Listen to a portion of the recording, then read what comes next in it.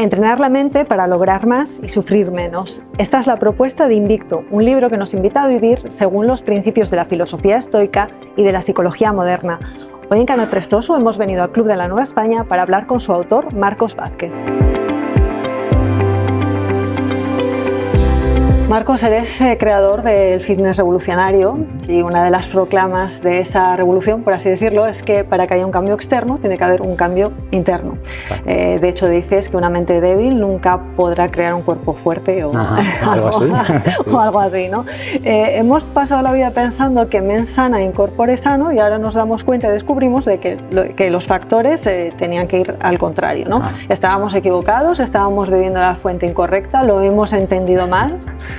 Bueno, digamos que como casi todo, con el tiempo hemos cambiado las interpretaciones, ¿no? Esa cita originalmente se le atribuye a Juvenal y él incluso lo ligaba con el rezo, con la oración. Decía también el espíritu, la mente y el cuerpo, y a veces se daba al revés, pero para mí es equilibrio. Es decir, no puede existir una mente sana sin un cuerpo sano y al revés. Y de hecho, si vamos a interpretaciones modernas, la OMS, la Organización Mundial de la Salud, explica que una salud plena incluye la parte física, la parte mental, la parte social y no solo ausencia de enfermedad, ¿no? Entonces todo coincide en el fondo a tener esta visión 360 de la salud, que es también lo que intento promulgar por mi parte. Todos tenemos claro que para tener una buena salud y un cuerpo sano y fuerte tenemos que ir al gimnasio y entrenarlo. Luego nos puede gustar más o menos o dar más o menos pereza, pero esto creo que todos más o menos lo tenemos claro.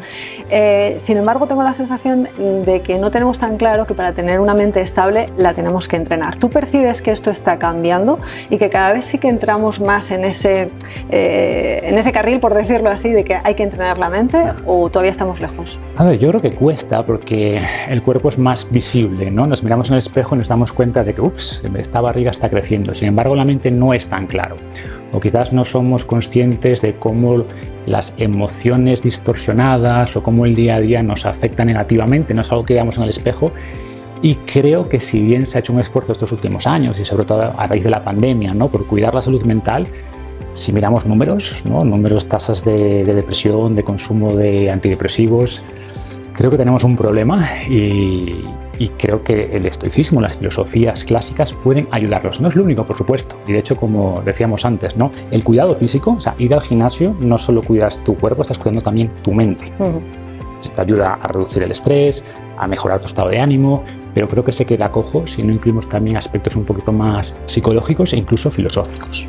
Hoy estamos aquí porque presentas tu libro Invicto, una edición con ilustraciones, ¿no?, en la Nueva España, el Club de la Nueva España, esta tarde.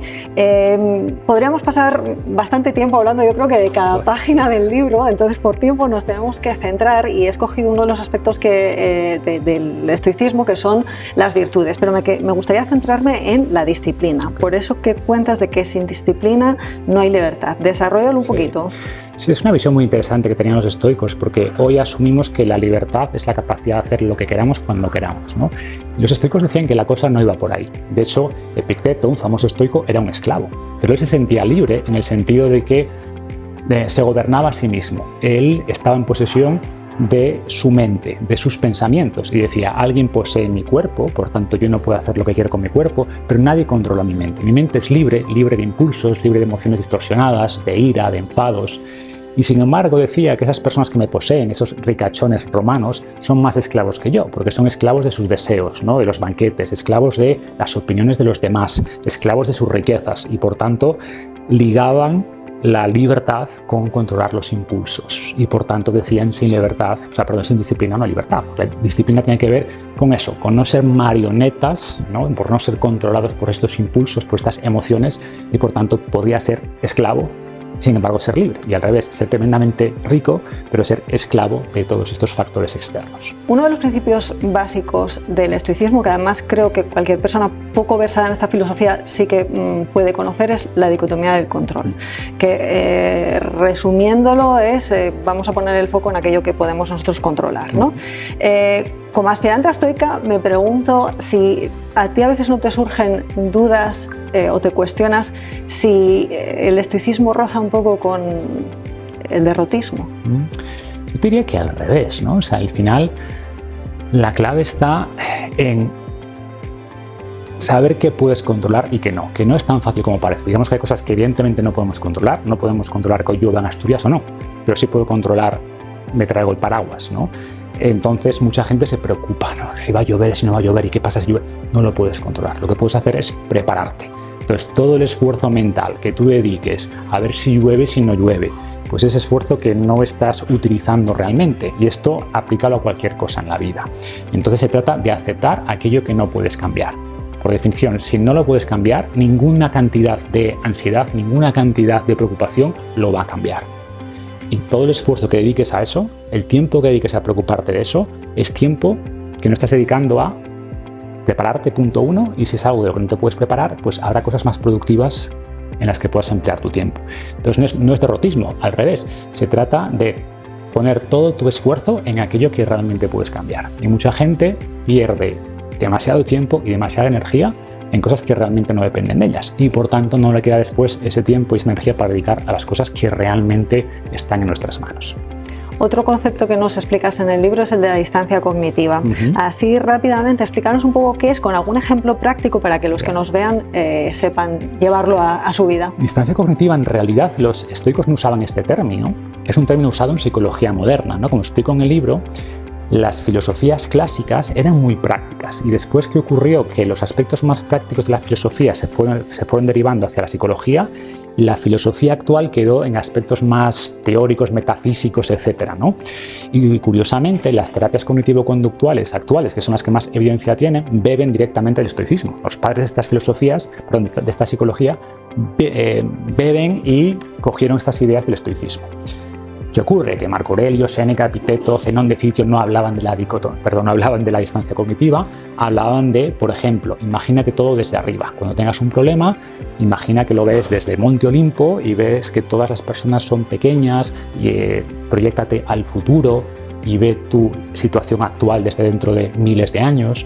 Entonces se trata de, ante cualquier adversidad principalmente, intentar salir de ti, verte desde lejos, ¿no? En vez de pensar, estoy aquí, me está saliendo bien, mal, bueno, intenta verte desde fuera, y por tanto, al vernos desde fuera, en tercera persona, al generar esta distancia, somos capaces de pensar con más claridad, de preocuparnos menos.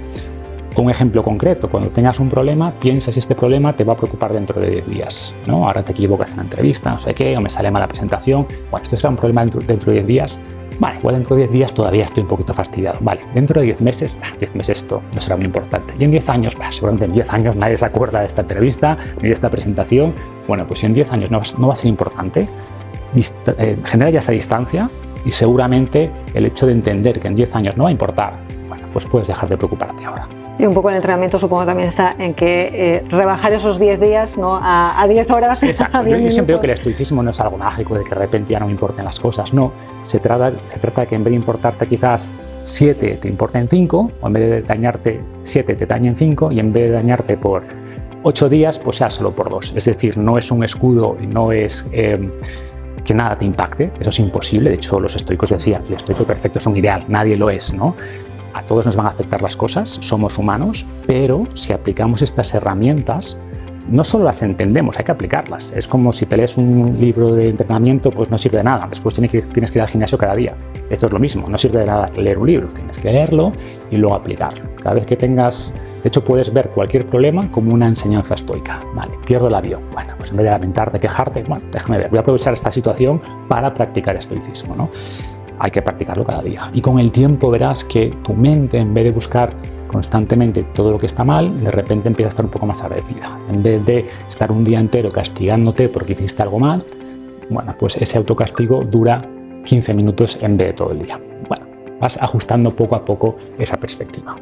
Vamos ahora con la ansiedad, que dicen que es la pandemia del siglo XXI. También se trata en el libro, y además se trata también en un aspecto en concreto, que es el de la ansiedad que nos genera lo que los demás piensan de nosotros.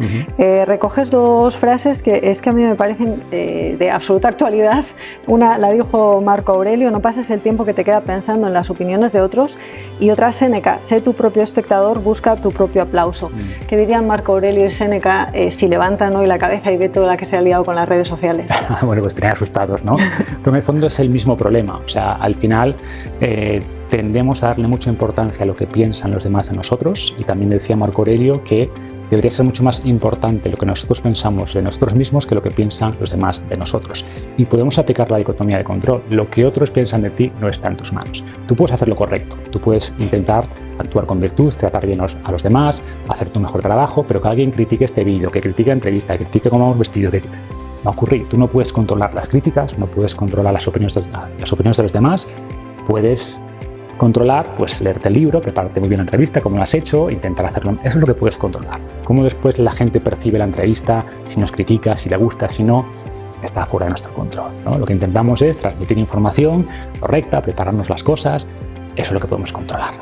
Y lo demás no está en nuestras manos, entonces tú tienes, yo, cualquiera, sentirnos orgullosos al final del día de cómo hemos actuado, ¿no? Buscar nuestro propio aplauso y no el aplauso de los demás. Decía también Séneca, ponía el ejemplo, ¿no?, de un cantante que en la soledad de su estudio cantaba las mil maravillas, después subía a un escenario y se ponía muy nervioso y cantaba mal.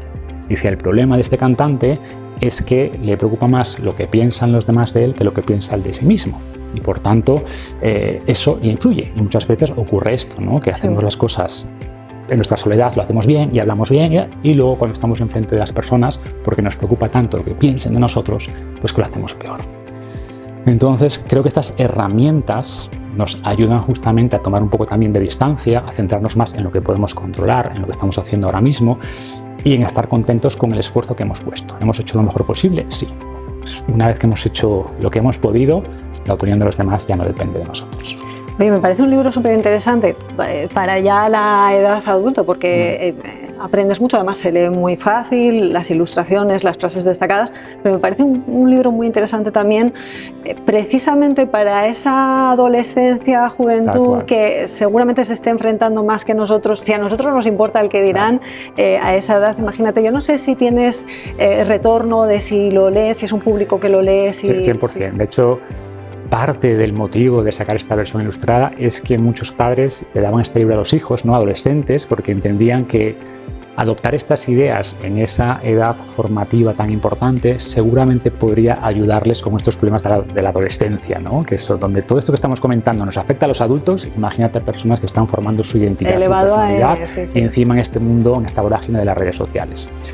Y muchos jóvenes, muchos adolescentes, ostras, pues me escribían y me decían que encontraban estas ideas muy valiosas, y lo que intentamos justamente es hacer el libro todavía más asequible a través de las ilustraciones, ¿no? De hecho, Alex Maese, quiero desde aquí enviarle las gracias también por hacer las ilustraciones, y cuento muy rápido cómo surge la colaboración, porque él en Twitter, sin yo conocerle, cogió algunas ideas de estas que estamos comentando, dicotomía de control, distancia cognitiva, hizo ilustraciones sencillas, sin palabras prácticamente, y de repente se convirtió, bueno, fue súper viral, 10.000 retweets, 15.000, 20 y pico mil retweets, y es curioso cómo justamente al simplificar estas ideas, que intento que sean muy sencillas en el libro, pero al simplificarlas todavía más a través de las ilustraciones, ¿no?, de la síntesis del dibujo, pues puede llegar a un público mucho más amplio, que incluye, por supuesto, a esos jóvenes. Entonces creo que es un libro perfecto para iniciarse en esta filosofía estoica a esas edades. Sí, sí, absolutamente. Es además menos árido, pero ya cuando estemos introducidos y queramos seguir navegando en estas aguas del estoicismo, ¿por cuál de los tres grandes estoicos que yo tengo en la cabeza, Séneca, Marco Aurelio y Epicteto, nos recomiendas seguir? Yo personalmente soy muy fan de los escritos de Séneca. Creo que Séneca era el más asequible, y también hay que reconocer que Séneca escribía para ser aplaudido, ¿no? Séneca era muy buen escritor.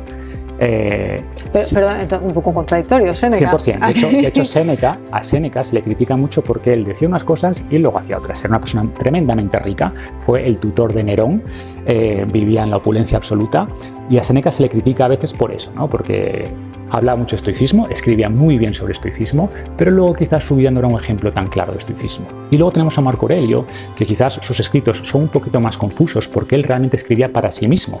él escribió su diario, meditaciones eran escritos para él, ¿no? Para trabajar todas estas herramientas que hemos comentado. Nunca pensó en publicarlas. Por tanto, son escritos que son mucho más repetitivos, no fluyen tan bien esa narrativa como Séneca, pero seguramente si me preguntas cuál es mi estoico favorito, Marco Aurelio, porque era un ejemplo mucho mejor de Séneca, pero creo que la vida de Séneca también nos ayuda a quitarnos un poco el peso. Oye, si Séneca también lidiaba con esto, yo lo reconocía, oye, yo sé que me van a criticar porque digo esto y hago esto. Él al menos reconocía que no era un estoico perfecto, entonces a mí me sirve un poco como consuelo. Oye, si el propio Séneca no era siempre un ejemplo de lo que decía, bueno, nos quita un poco también la presión de nosotros intentar ser perfectos. Se trata de ser un poquito mejores. Bueno, es que además cuando lees a los clásicos, ya no te digo antigüedad clásica, cuando echas la mirada atrás que ves que han tenido los mismos problemas que tú, dices tú, pues ya está, tampoco me voy a preocupar, si Séneca los tuvo. Pues nos quedamos con el estoico patrio entonces, para seguir por ahí después de tu libro, por supuesto. Muchas gracias, Marcos, ha sido un placer la charla y ha sido un placer leerte. Igualmente, muchas gracias.